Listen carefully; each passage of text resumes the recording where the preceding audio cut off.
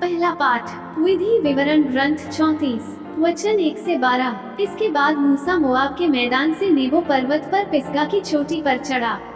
ये यरीको के सामने है। प्रभु ने उसे समस्त देश दिखाया, दान तक गिल को, सारे नफ्ताली, एफ्राइम और मनश्शे प्रदेश को, पश्चिमी समुद्र तक समस्त यूदा प्रदेश को, नेगेव और यरदन की घाटी तथा सोअर तक खजूरों के नगर यरीको के मैदान को। तब प्रभु ने उससे कहा, यही वह देश है जिसके विषय में मैंने शपथ खाकर इब्राहिम, इसहाक और याकूब से कहा, मैं उसे तुम्हारे वंशजों को प्रदान करूंगा।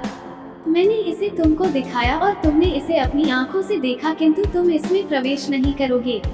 प्रभु के सेवक मूसा की वहां मोआब में मृत्यु हो गई, जैसा कि प्रभु ने कहा था। लोगों ने उसे बेतपोआ के सामने मोआब की घाटी में दफनाया, किंतु अब कोई नहीं जानता कि उसकी कब्र कहाँ है। मूसा का देहांत 120 वर्ष की उम्र में हुआ था। उसकी आंखों की ज्योति धुंधलाई नहीं थी और न ही उसकी तेजस्विता घटी थी। इस्राएलियों ने मोआब के मैदान में 30 दिन तक मूसा के लिए विलाप किया। इसके बाद मूसा के लिए शोक का समय समाप्त हुआ। नून का पुत्र योशुआ प्रज्ञा चेतना से परिपूर्ण था, क्योंकि मूसा ने उस पर हाथ रखे थे।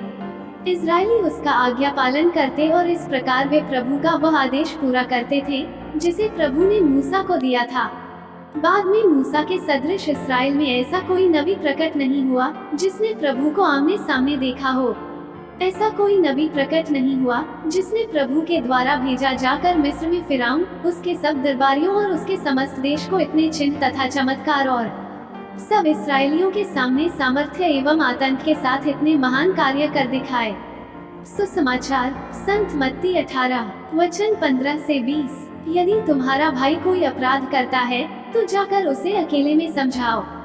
यदि वह तुम्हारी बात मान जाता है तो तुमने अपनी भाई को बचा लिया। यदि वह तुम्हारी बात नहीं मानता तो और 2 व्यक्तियों को साथ ले जाओ, ताकि 2 या 3 गवाहों के सहारे सब कुछ प्रमाणित हो जाए। यदि वह उनकी भी नहीं सुनता तो कलीसिया को बता दो, और यदि वह कलीसिया की भी नहीं सुनता तो उसे गैर यहूदी और नाकेदार जैसा समझो। मैं तुमसे कहता हूँ, तुम लोग पृथ्वी पर जिसका निषेध करोगे स्वर्ग में भी उसका निषेध रहेगा, और पृथ्वी पर जिसकी अनुमति दोगे स्वर्ग में भी उसकी अनुमति रहेगी। मैं तुमसे ये भी कहता हूँ, यदि पृथ्वी पर तुम लोगों में 2 व्यक्ति एकमत होकर कुछ भी मांगेंगे तो वो उन्हें मेरे स्वर्गिक पिता की ओर से निश्चय ही मिलेगा। क्योंकि जहाँ 2 या 3 मेरे नाम इकट्ठे होते हैं, वहाँ मैं उनके बीच उपस्थित रहता हूँ। मनन चिंतन। अक्सर हम विश्वासी सामूहिक प्रार्थना में भाग लेते हैं, चाहे वह मिस्सा बलिदान हो, रोजरी प्रार्थना हो, आराधना हो या पारिवारिक प्रार्थना हो।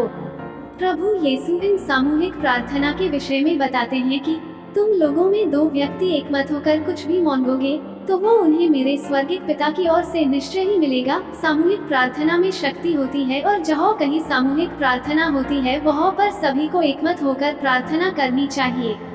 एकमत होने का तात्पर्य है कि जिस उद्देश्य या जिस मतलब के लिए प्रार्थना किया जा रहा है, सभी उसी उद्देश्य या मतलब को ध्यान में रखते हुए प्रार्थना करना।